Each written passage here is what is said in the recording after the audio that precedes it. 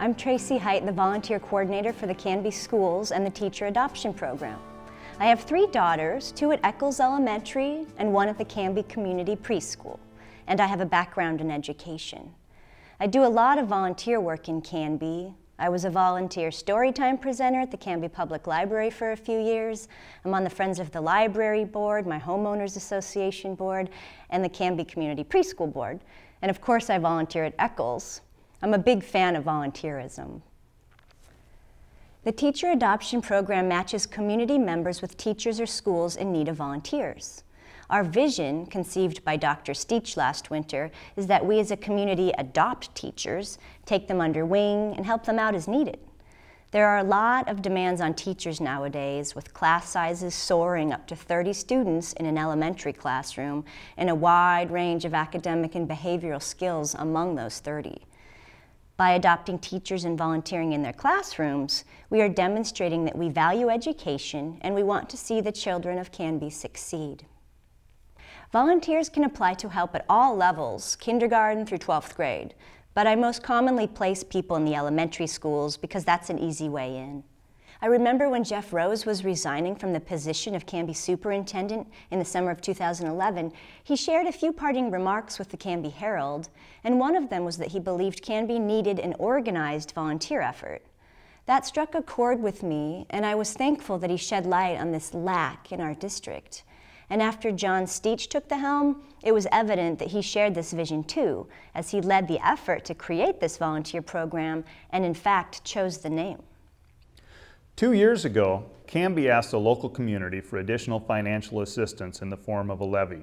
The levy measure was proposed after many years of reduced state funding and program cuts in the hope that we could minimize the impact these cuts were having upon our children. After the levy failed, the group who supported the levy campaign began discussing other ways that the community could support our schools. Out of these discussions came the idea of asking for the community to give of their time rather than their money.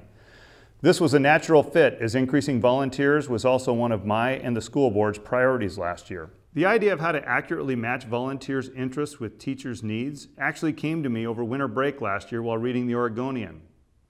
As I was flipping through the paper, I noticed both the pet adoption section and the articles talking about foster children needing homes.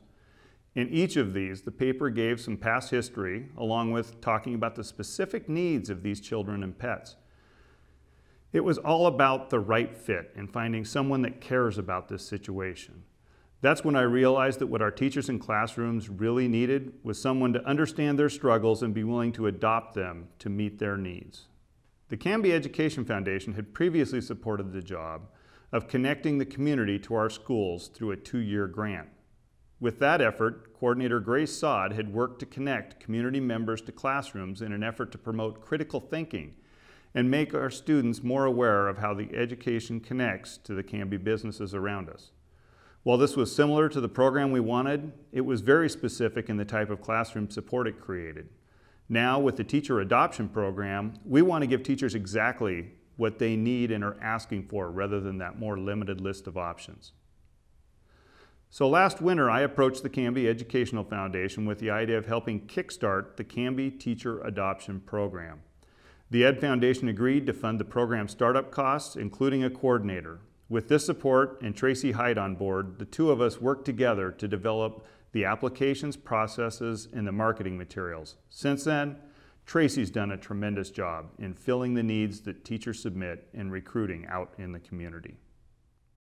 As Dr. Steach said, the Canby Educational Foundation has been instrumental in supporting the teacher adoption program. I interviewed Mary Walsh to get a better sense of what the Canby Ed Foundation does. Mary Walsh is really the reason we're even here today. Mary is the director of the Canby Educational Foundation, and her group gave a grant to the teacher adoption program this year to continue it. We had started it in the spring, but they have funded it for another year. They do good things for Canby, and we're really appreciative. So can you tell us a little bit about your foundation and what you guys do? Yes.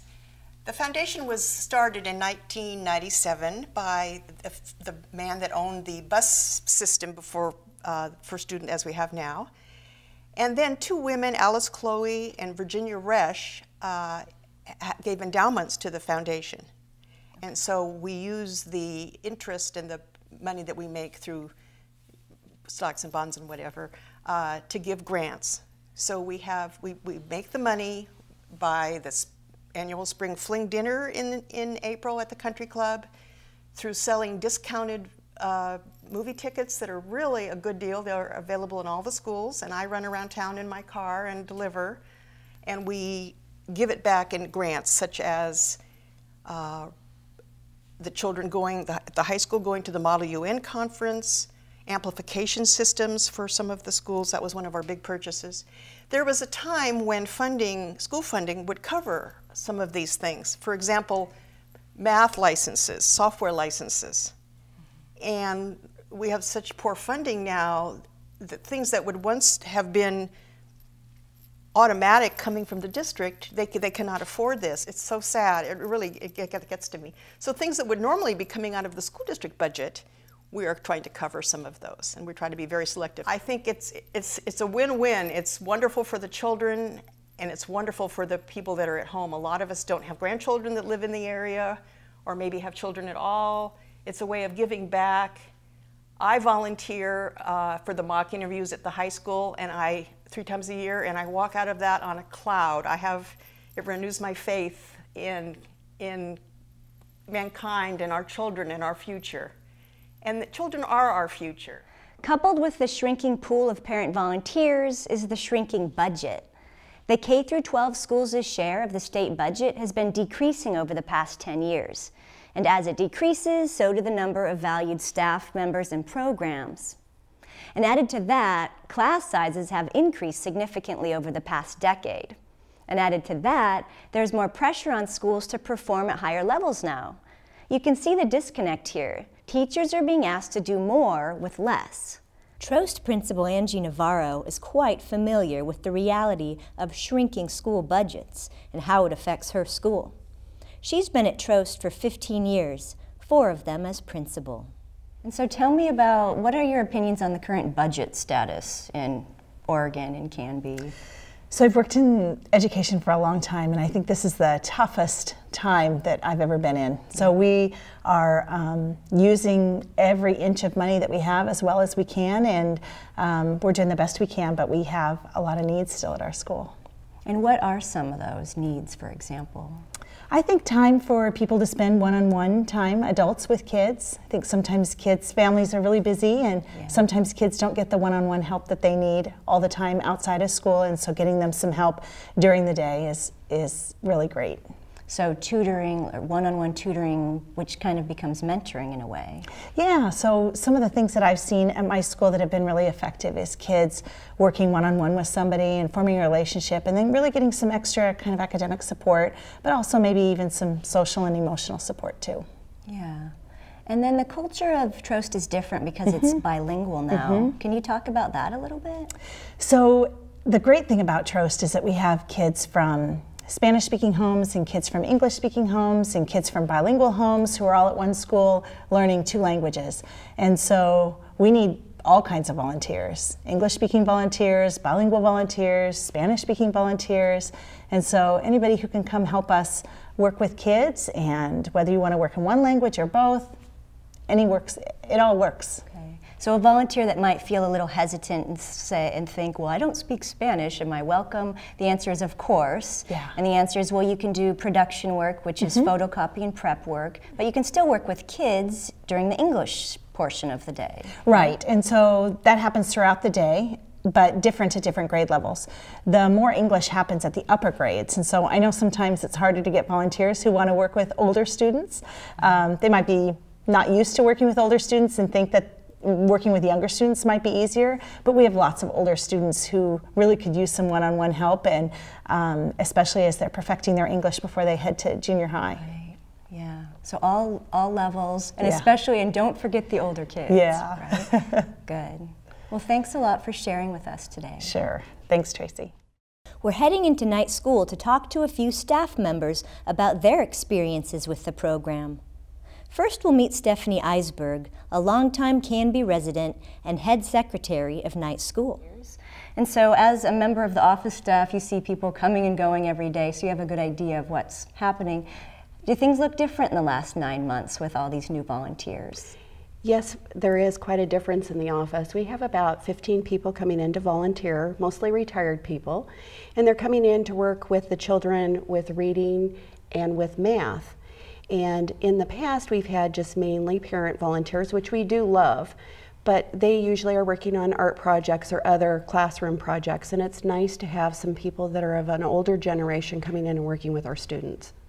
This is Dr. Christine Taylor, the principal of Knight School. And I wanted to ask her, well, first I want to say she's got 11 volunteers, community volunteers now through the teacher adoption program, which I'm kind of excited about. It's fabulous. But I wanted to say, how does it feel different, or does it feel different having that many community members now? It's a great feel. We've always had a few community members, but this year has by far been the best.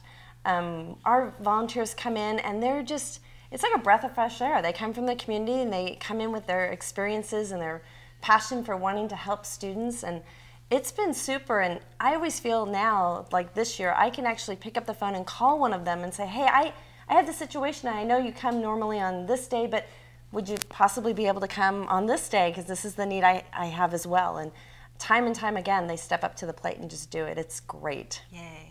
So that's exactly the community bonding. I mean, that's a community building that we want to be seeing. Definitely. And that's wonderful that it's happening here. I guess maybe can you paint the picture of how busy teachers truly are right now? It's hard for the public to get a sense. If they're not in the school every day, they don't know the expectations and demands on teachers. But from your point of view, you know your staff. What's going on? Right. You know, the academic rigor that's expected of our students has been upped in the last couple of years. And with that comes more pressure for teachers to be even more prepared and to be more organized and to really meet every single individual student's needs. And our students come from very diverse backgrounds, both educationally and just their family life is different. And so the teacher has to prepare for them and plan for them, but at the same time, that teacher has to be the cheerleader and the coach. And sometimes the person on the side to say, okay, tell me how you're feeling about that. So they've got to do a little bit of counseling in there as well. Always remembering what those academic and social emotional goals are that we have for them, and be excellent communicators. So their day is just jam-packed, and added on top of that, they have anywhere from 28 to 32 students, and it's a lot, but my teachers love what they do and they're passionate about it. And every day they go home thinking, you know what, I'm gonna do even better tomorrow because those students deserve it. So it's a heavy task, but they love it, and that's why they come back day after day. Nicole Nelson is one such dedicated teacher at Knight School. This is her second grade classroom. She has 32 students and is happy to have all the adult help that she can get. Nicole has been an advocate of volunteers, I think, for her whole career. So is that the case? Are you pretty volunteer welcome? Yes, okay. Yes. I say the more the better. Whoever can be here to help my children be successful, that is what I want. Yeah, and that's great from a parent's point of view, too, because they feel comfortable, they know they're welcome. Yeah. That's great. Yeah. And so how many volunteers do you have this year? This year I have quite a few. I have 4 parents, I have 2 grandparents, and then I have 1 thanks to you. I see. Okay. So most of them, would you say, are tutors for the kids, or not necessarily? It depends. Okay. Totally depends on what I need that day. Sometimes if they come during math, they're a tutor. If they come during reading, they pull kids out and just listen. Or if I need homework corrected or homework run off or bulletin boards put up, it's kind of, they're pretty flexible in what I need, and I try to work with what they're comfortable with. Gotcha. This is Mrs. Angela Kostrava, who teaches Spanish reading classes down the hall here at Knight School. And she's been involved with the teacher adoption program since the beginning, which was last spring. And Jean Metzger is her loyal volunteer who adopted her last spring. And Jean is a retiree that lives in Canby, who is also a snowbird who goes to Arizona every winter. So that's where Jean currently is. So unfortunately, Angela is without a volunteer in that capacity now. So speaking of Jean, what does she do for you in your classroom? Jean comes once a week, and she does all sorts of projects to help me to prepare my lessons. She copies homework. She puts books away for children to read. She prepares classroom activities. She hopes to make things run more smoothly in the classroom. Okay. So she's kind of more of a behind-the-scenes volunteer Yes. rather than someone that tutors the Right. students. Okay. Right. And how often does she come? Once a week. Okay. And how long does she usually stay? She comes for about an hour. She used to come for almost 2 hours, but recently the demand has been so great to have more helpers in the classroom that she's begun sharing her time with another 4th grade teacher at our school. I see. Okay. That's interesting. That's good to know for the viewing audience Yes. as well. Yeah. Right. So Jean's quite valuable in helping kind of alleviate that burden a little bit. She's extremely valuable, Okay. Tracy. Yeah. Right. And she's been really reliable, and just, it makes a big difference. You know, when you're more prepared as a teacher, things tend to go more smoothly, and everybody in the room benefits. I see. Good. Linda Hemmelstrand is retired from a career in finance and loves working with kids. She just volunteered this afternoon in Mrs. Burdett's kindergarten class at night school and came straight to the studio from there. Let's see how it's going with Linda.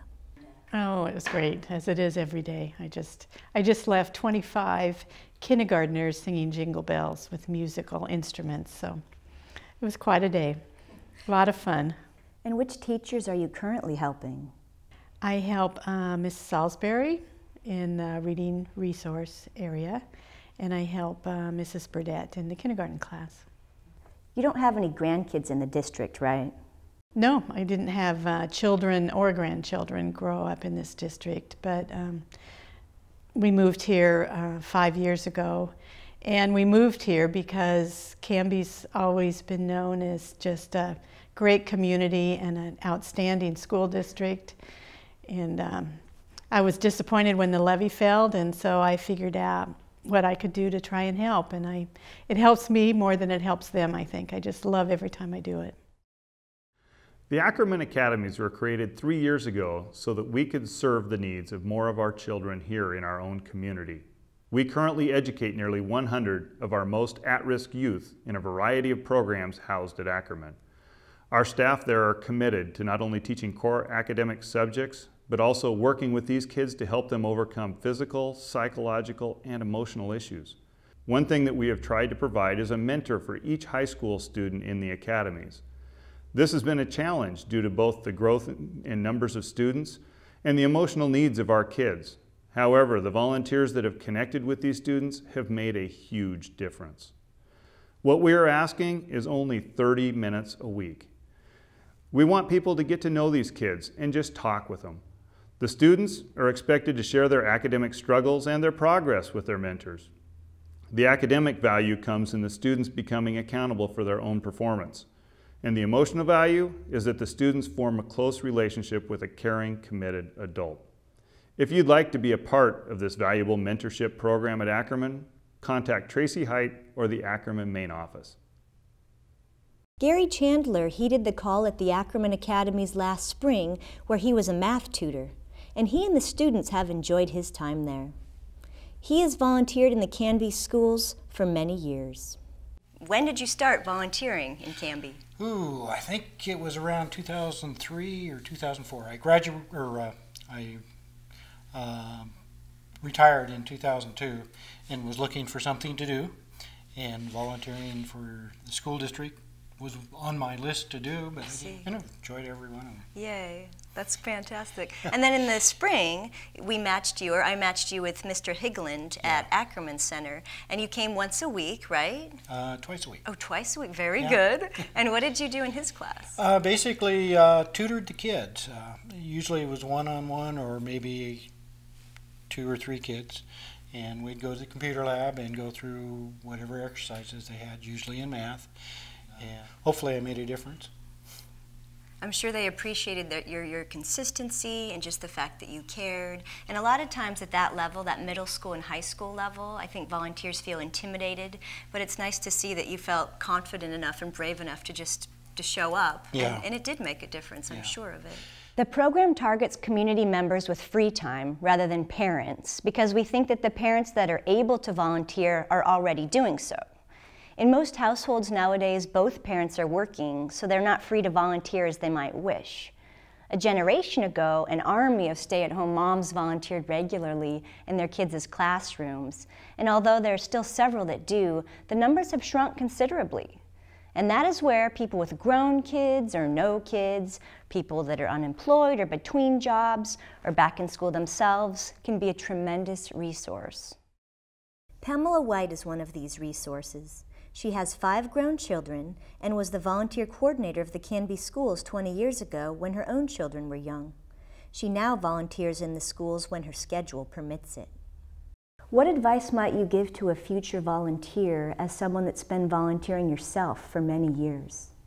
You really make a difference. Come and make a difference. Education is absolutely imperative in this day and age, and if you can make a difference for a child, you may be changing someone's life forever. You may be changing the state. Who knows? Maybe they'll become president. Linda Campbell has been an active community volunteer for most of her life and currently does English tutoring for Mrs. Brown's ELL class at night school. In that classroom, she teaches all levels from kindergarten through 6th, and the students come to her for different periods of time, some of them only 20 minutes and others for a couple of hours during the day. Okay, so she has a lot of preparation work to do for such an assortment of levels. Okay. For every grade level. And with all your history of volunteering and coordinating over the years, you have probably a strong passion or philosophy about volunteering. Would you care to share that? Well, it feels good. I've been a volunteer literacy tutor since 1990, and that was primarily with adults. And I really like working with people. I like working with the different cultural backgrounds. It's really fun for me. And literacy is a big passion. I even worked with students, native English speakers for literacy, and that's also very rewarding. Yeah, so rewarding, that's the important piece, I think, is that I think a lot of times people in the community aren't sure if it's going to be rewarding for them, even though they know philanthropically it's the right thing to do maybe, that our community needs it, but it's really good to hear that it's rewarding on a personal level too. Oh, definitely, definitely. Very good. Well, thank you for all you do. We appreciate it. I enjoy doing it. All right. My last interview was at Eccles Elementary School with kindergarten teacher Sarah Morgan, who is very welcoming of community members and believes it is a great gift to have retirees in her classroom. I have 4 men and 1 woman who come in from the community, and they're all grandparent age, and they come in and they volunteer in my classroom. Okay, and what do they do for you? It varies from day to day. I have my volunteers work directly with the children, so they come in, and a lot of times, especially with the community volunteers, it's about the relationship with the children. One of the best things about having the community members come in is that they are of a generation that is far removed from the young generation that I'm teaching. And so it forges relationships because these children's grandparents are still working age, and so they don't have that tell me when you were young relationship. And so it gives them experience with people from a far removed generation, and it gives that, when you get praise from a grandparent aged person, it goes so much further than when your teacher gives you praise or when your mommy gives you praise or your same age peers give you praise. When it comes from a grandparent, it just means so much more. We are at 27 kids in a kindergarten classroom. You need another grown-up just so that that immediate noticing of a child when they have a need, or that immediate praise that is so rewarding and it gets them to go to that higher level of learning. You need that, and you cannot get that if you don't have it happen right away. And when there's another adult in the classroom, it happens right away. It's low pressure. If you don't like it, we'll figure something else out. Right. But we have lots of needs to be filled, and we're pretty open community in Canby, and so having people come and meet us and going to get to meet them and being part of their lives is just good for everyone. Right, good for everyone. Thanks for sharing with us today. Thank you so much. The process for signing up with the program is that I send you a volunteer application and you indicate the teacher or school that you'd like to adopt if you have a preference. And you highlight your areas of volunteer interest, and then I seek out teachers needing that kind of help. I know that there are people in the community that would really like to help in the school, or at least wouldn't mind being talked into it, but it's difficult to discover who they are and how to reach them. If you know someone that might be interested, please send them my way. Or if you are potentially interested in volunteering for the schools, please contact me and I will happily find you a teacher to adopt.